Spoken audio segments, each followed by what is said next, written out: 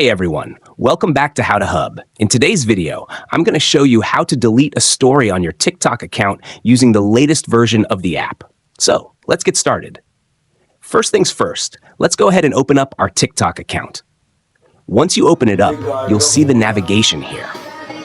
We want to go to our profile. Once we get to our profile, we'll be able to see if we have any stories. If we click on the story at the top, it's going to open up the story that we currently have. If I wanted to go ahead and delete that, you want to click on this arrow pointing that way. Once you click on it, it's going to open up all the options. Now, right here it says delete. You're going to click on delete, and it's going to ask you to confirm that you want to delete the story. Confirm, and now it's been deleted. If I click on it again, it wants me to add a new one because I no longer have a story. If you have multiple stories, you can go ahead and do the same exact process for each one, and it will go ahead and delete your stories. And that's how you do it.